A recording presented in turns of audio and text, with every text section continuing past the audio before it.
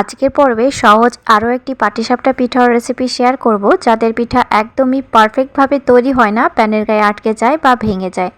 তাদের জন্য বিশেষ করে আজকের ভিডিওটি। আজকের পর থেকে সবাই পারফেক্টভাবে পাটিসাপটা বানাতে পারবে। তো প্রথমে পিঠার খিরসা বানাবো। খিরসার জন্য 1 কাপ পরিমাণে উষ্ণ গরম জল নিয়েছি, আর সাথে 2 কাপ গুঁড়ো দুধ দিলাম। তো এখানে 2 কাপ বেশ উঁচু করে গুঁড়ো দুধ নিয়েছি। তোমরা চাইলে এখানে গরুর দুধটা নিতে পারো। গুঁড়ো দুধটা আমাদের হাতের কাছে সব সময় অ্যাভেলেবল থাকে, তো গুঁড়ো দুধটা দিয়ে আজকে খিরসাটা আমি তৈরি করছি। তো প্রথমে ভালো করে দুধটা দেখো মিশিয়ে নেওয়া হয়ে গেছে। তো এবার আমি এখানে স্বাদমতো চিনি দিয়ে দেব। তো এখানে 1 কাপ পরিমাণে চিনি আছে, চিনিটাকে অল্প অল্প করে আমি দিয়ে দিলাম। অল্প অল্প করে চিনিটা না দিলে দুধটা পাতলা হয়ে যাবে। তো এখানে শুধু দুধটাই আমি জাল করে খিরসাটা তৈরি করব।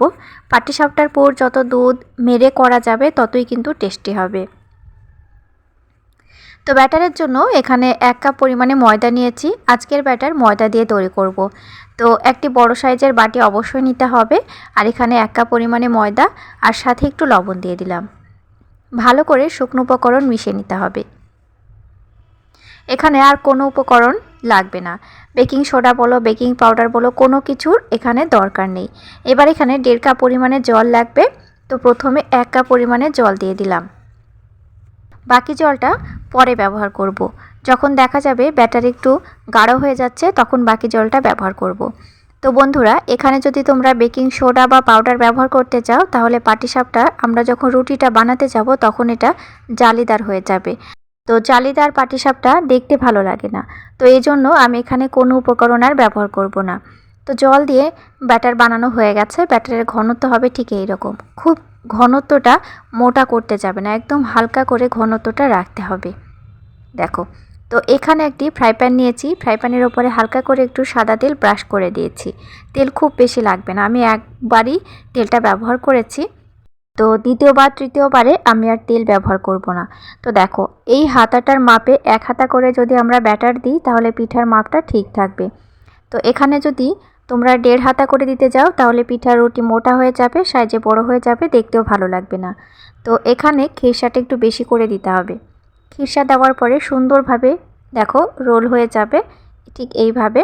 তোমাদের যদি ননস্টিক প্যান হয় তাহলে তো খুবই ভালো কথা। আর যদি লোহার কড়াই হয়ে থাকে তাহলে অবশ্যই আগে একটু ভালো করে তেলটা ঘষে নেবে।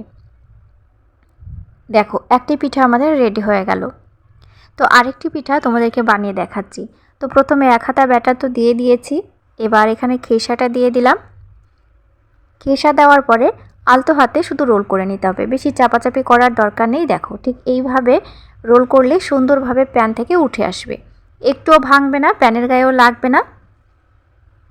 তো বাজারে খেজুর গুড়টা এখন অ্যাভেলেবল পাওয়া যাচ্ছে। তোমরা চাইলে এই খিরসাটা খেজুর গুড় দিয়েও বানাতে পারো। দেখো, আমাদের পিঠা রেডি হয়ে গেছে। তো এই পিঠাগুলো একদিন পর্যন্ত একই রকমই সফট থাকবে। শীতকাল মানেই নানা রকম পিঠে পুলি। আশা করি আজকের পর থেকে সবার পিঠা পারফেক্ট হবে। আমার ভিডিওগুলো ভালো লাগলে চ্যানেলটি সাবস্ক্রাইব করে দিয়ে পাশের বেল আইকনটি অবশ্যই প্রেস করে রাখবে।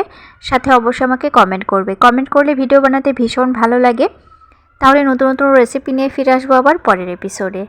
ঠান্ডা হওয়ার পরেও এই পিঠাগুলো একদমই শক্ত হবে না, ভেতরটা একদমই পুরে ঠাসা। তো খুবই ভালো লাগবে খেতে। বাড়িতে অবশ্যই একবার ট্রাই করে দেখো। আজকের মতো এই পর্যন্তই। Thank you.